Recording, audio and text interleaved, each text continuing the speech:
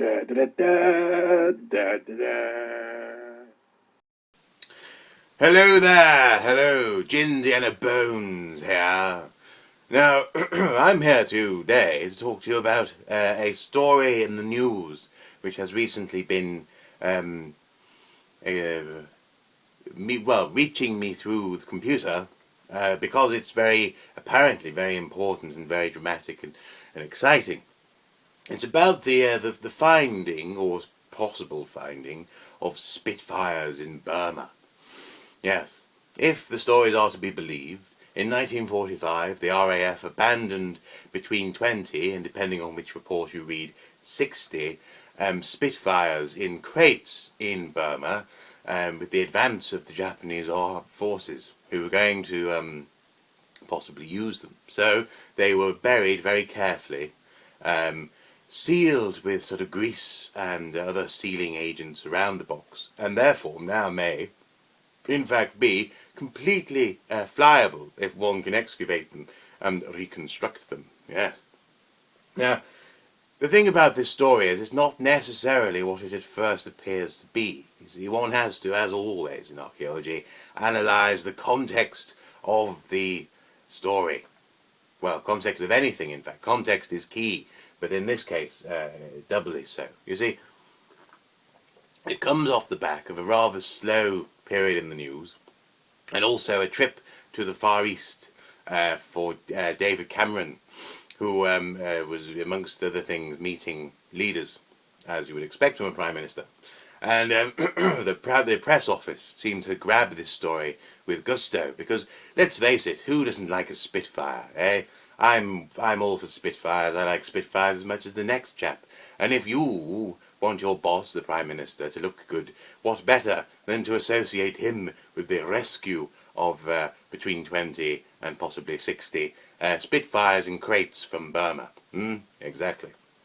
Now, this all comes from an enthusiastic person called David Kundall, who is a farmer from Lincolnshire, I believe, who apparently has been unearthing information which leads him to believe that Spitfires are, in this area.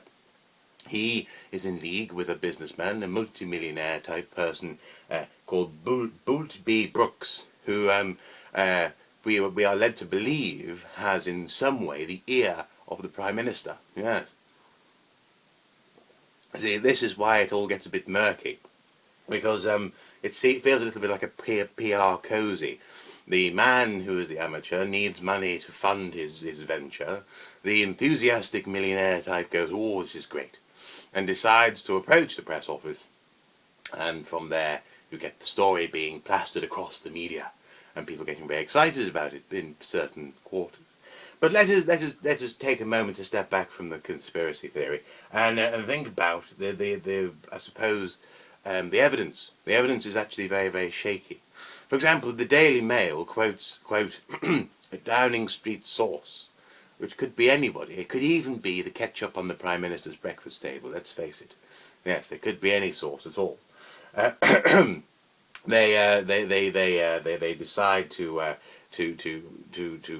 imply that there has been geophysics which shows Spitfires in crates.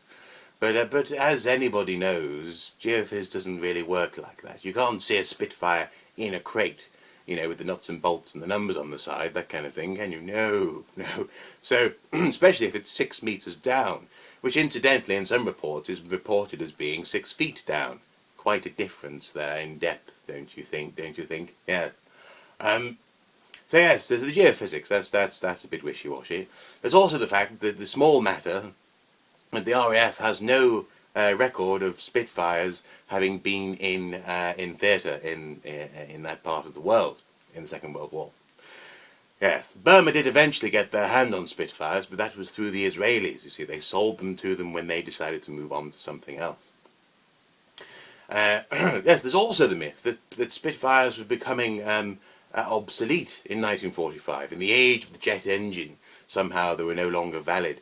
However, that's not true. They wouldn't have been buried because of that, because they were still in use until 1954. So that's simply not the case either. also, as well, other military sites seem to show that when the army or the navy or the air force wants to get rid of something, usually the army, I suppose, they will bulldoze it. That is, put it beyond the use of the enemy. Why would you bury these things intact so that they could be found with this sort of, all you need to do is have someone come along and go, hey, look, there is a freshly dug mound of earth. Let's what's underneath that. Could be a cache of weapons, and what they find are 60 or 20 pristine Spitfires ready for use. Doesn't make sense, really, does it? No. So there's no written evidence. The geophysics is shaky. There is some anecdotal discussion, and of course, I'm not trying to dismiss the notion that people have memories, but having said that, did they really see what they think they saw?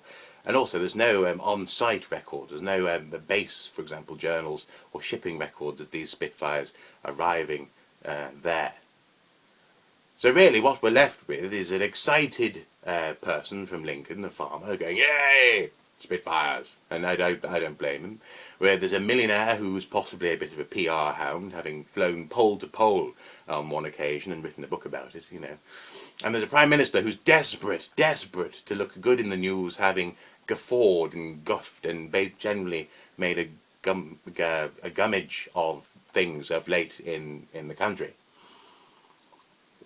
The pasty tax, for example. I kid you not. If you're not from Britain, Google pasty tax. Yeah, it's very interesting. So there we go. What I would say is that this is a wonderful story, but it is only a story. It's probably a myth. It's worthy of an archaeological film, in fact, of an adventure film, maybe with a magical thing inside the crates, like some sort of magic gin glass. Yes, that would help. Just as the MacGuffin, as Hitchcock would say, to drive the story. But nonetheless, it's probably not really actually real, and yet it's got so much press coverage. And if you compare this press coverage to the normal amount of press coverage that combat and military archaeology and battlefield archaeology gets in the press, it's kind of unfair, is it not? Yes, to be wasting people's time like this. All with the veneer of the crowd pleasing Spitfire. Yes. Cheers. So there you go. Yes, they don't need an archaeologist. They need an author. So anyone out there who maybe wants to write them a good book that they could possibly sell and get off my newspaper, I'd be most grateful. Yeah. So there you have it. Spitfires in Burma. Exciting, but unlikely. Right. I have things to do, people to see, and I'm sure you do too. So with that in mind, remember, read papers with caution. Read newspapers with caution. Cheers.